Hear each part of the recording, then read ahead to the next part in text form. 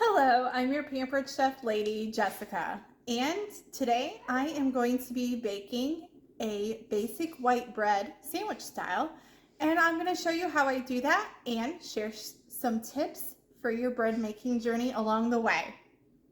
So first of all, find a good recipe.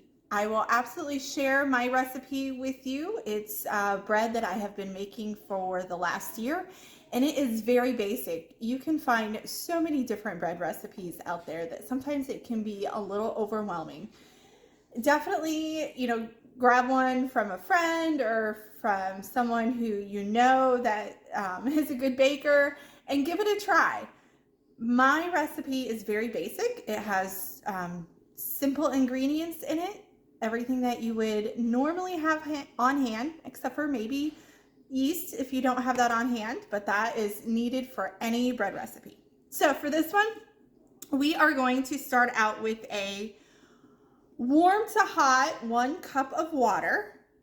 And what the warm water does is it activates the yeast to start working. And a tool that I recommend is a digital thermometer. So Pampered Chef has a great digital thermometer that is perfect. And most recipes will tell you the temperature that your water needs to be. And this one, it needs to be around 110 to 115. And we're just a little bit above that. I'm at 119. So not that big of a deal. By the time it gets in here and I'm talking, it'll probably have cooled down a little bit. So we're gonna add 1 cup of hot water, 2 tablespoons of sugar,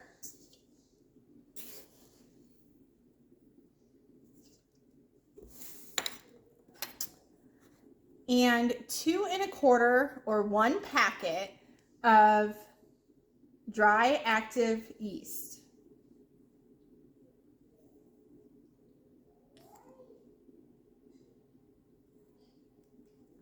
All right, and then we are gonna let that sit.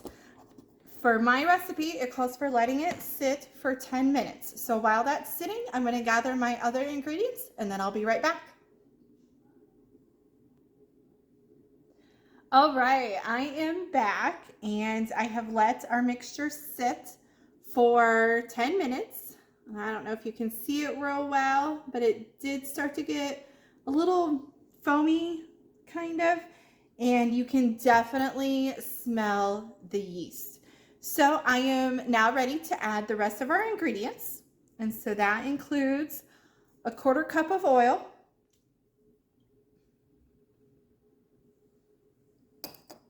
and 3 1/4 cups of flour and a teaspoon of salt. So I've already got 1 cup measured out of flour. And then I want to show you guys the proper way to measure flour, because especially in bread making and really in all baking, measuring flour properly is key.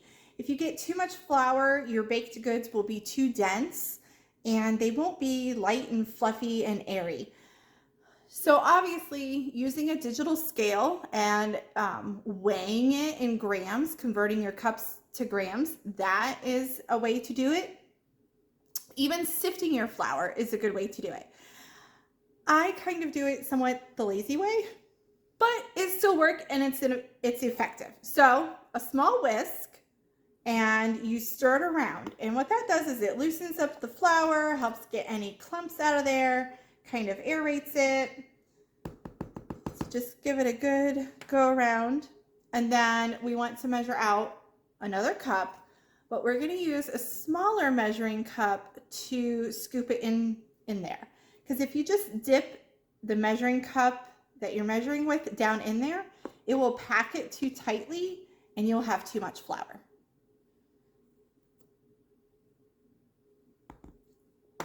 And then, of course, you always want to use a leveler and level off your cup of flour. So that's 2 cups. And I always just go ahead and whisk it around again. We're going to scoop it in there.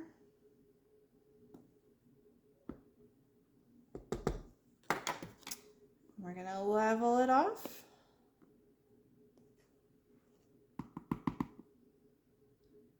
And that's 3 cups. And now we need a 1/4 cup. So now I'm just going to use my big cup and scoop right into that 1/4 cup for that last bit of measurement. Level that off. And there's our 3 1/4 cups. And I already have a teaspoon of salt measured out. So we're going to add that. And now we need to knead this. We're going to knead the bread for 8 minutes. And the easiest way to do this, hands down, is with a mixer and a dough hook. So this is our brand new Pampered Chef Deluxe stand mixer. So I am going to show you a little bit about this. So I'm going to tilt that head up. I'm going to get the bowl in here. Get that locked into place. I'm going to put our dough hook right on here. And I'm going to go ahead and lower that back down. All right, our Deluxe stand mixer is amazing. I have been using this the last few weeks and am in love with it. It has pre-programmed settings: whip, cream, mix, beat, and knead. And it comes with 3 different, it comes with the dough hook, the scraper beater, and the big whisk whipper. So we want to knead. We select knead, and it shows us that we want the dough hook. And 8 minutes is a pretty standard amount of time to knead your bread. So it's already pre-programmed, but if we wanted to change it, there we go. If we wanted to change the time, we could. But we want to leave it at 8 minutes. So we're going to go ahead, just hit the button and let it do its magic. So that is going to work the bread. And you definitely, with bread, you do still want to keep an eye on it, stay somewhat close. You can do other tasks, tidy up your area and such, but you want to make sure that it's not too dry, or too sticky, rather. If you see that the dough is still sticking to the bowl, like halfway through, you will want to add a little bit more flour, and that's okay. Because when this is done kneading, your bowl will be pretty much clean because all the dough will be worked into a ball. So you won't want very little residue left around it. It will, for the most part, be clean. So do keep an eye out for that. But other than that, just let it do the work for you. And we will come back here in a few minutes when it is done kneading, and we'll proceed with the next step. All right, we are finishing up with kneading our dough. And if you notice, it is going a little bit faster than when I paused the video. And that's because this is programmed to start out at a slower setting and then work up to the speed that it needs to be. And I love that because it really minimizes the mess. You don't have your flour splashing out of the bowl. And so it's just really, really helpful. All right, we are all done. All right.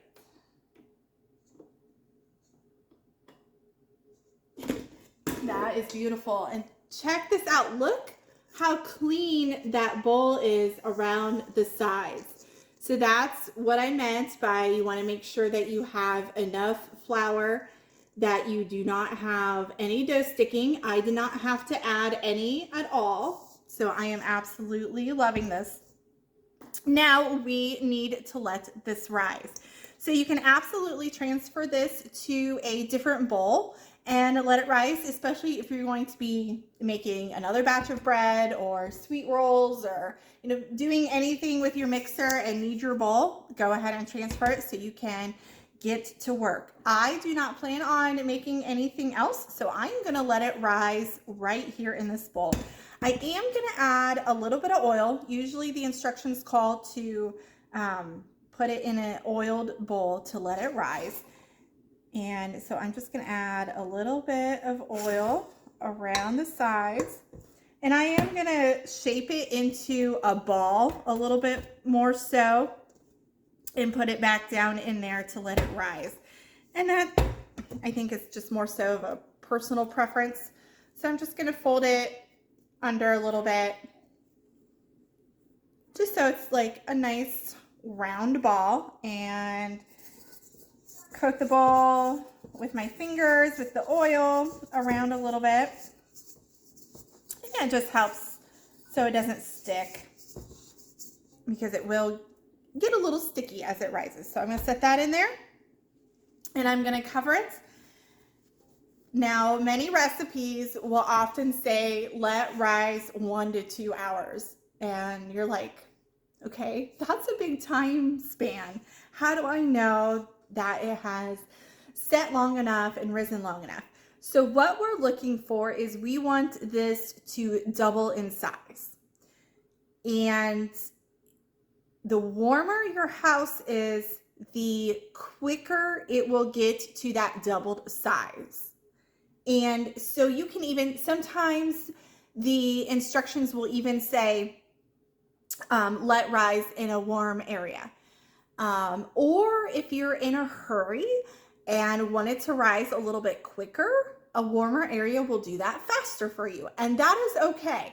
You can turn on your oven light, and that will give off just enough little extra heat to help let it rise.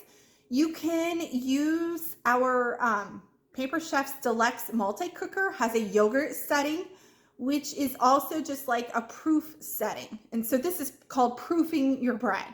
And so the temperature is right around 90 degrees when you're on that yogurt or proof setting. And you can rise your bread in that. And it takes usually about half the time, because it is quite a bit warmer. If you let it sit on the counter, it is probably going to take about the 2 hours. You can even, and some recipes do, you can even let it rise in your refrigerator. It's just going to take a really long time, like 24 hours. Now, they say when you let it rise longer like that in a cooler spot, that it tastes better. They sometimes when you do have it rise really quickly, it will have that real yeasty flavor, kind of almost an alcohol type flavor.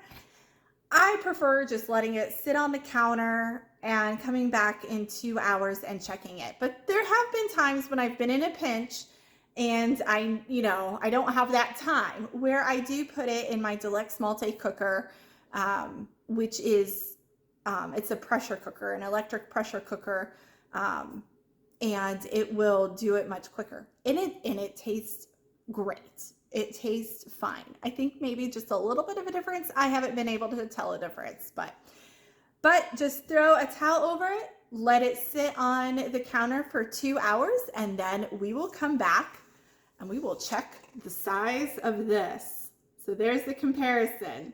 All right, you guys, we will be back in a couple hours. All right, it has been 2 hours. So we're going to take a look at our dough and check that out. That has certainly doubled in size. All right, so now the next step, we are going to flatten and fold it. I am going to put it on just one of our flexible cutting mats. I like it because it has measure marks on it and it's dishwasher safe. And it's just about the right size because you want to get it about 9 by 12 inch rectangle out of your dough. So we're just going to go ahead and see how it is. Sticking just a little bit, but it's coming right out. So we're just going to put that right onto the mat. And you can also use a pastry mat. Get it in the center. And then you're just going to flatten it out. And you want it in the shape of a rectangle.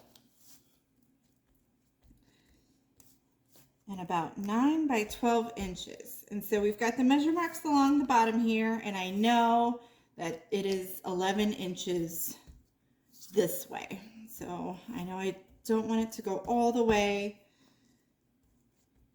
to the edges.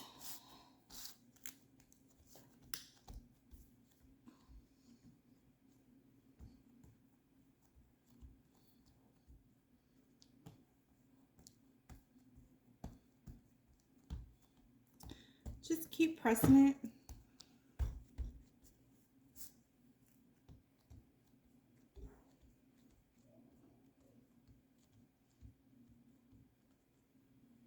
We're about there. It doesn't take long.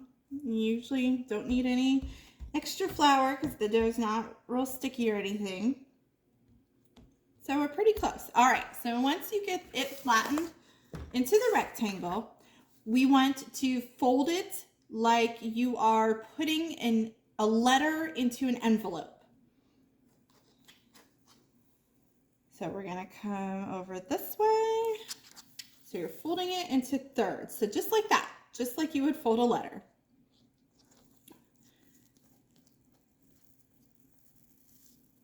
And then I like to rotate it.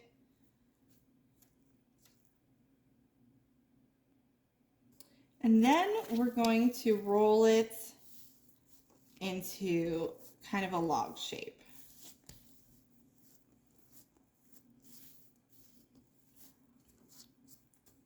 And keeping it, and you can smush it together a little bit because you're going to want to make sure that it fits into your baking pan. And of course, I am going to use our Pampered Chef stoneware baking pan.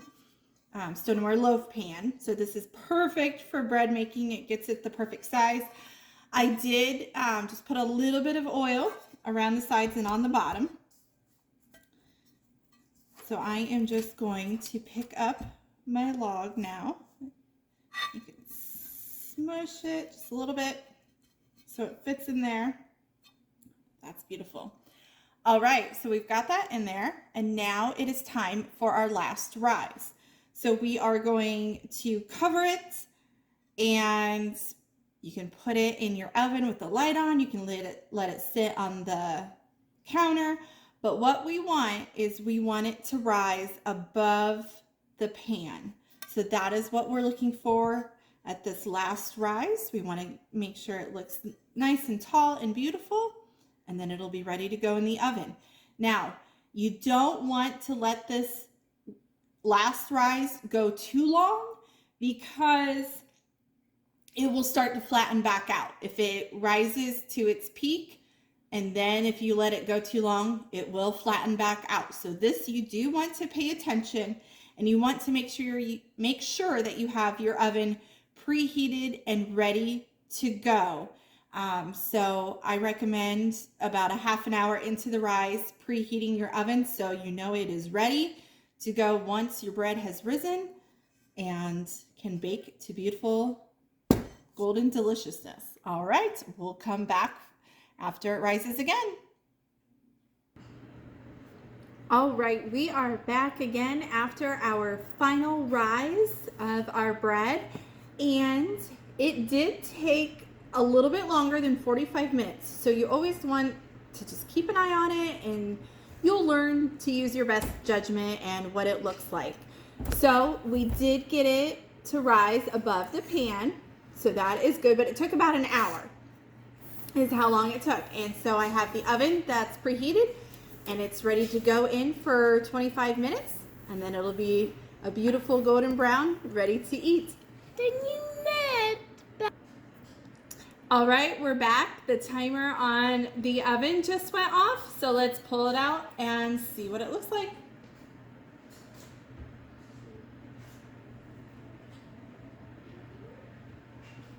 Check that out, you guys. Look how beautiful and gorgeous that is. I'm gonna let this cool for just a few minutes and then we'll be back to slice into it.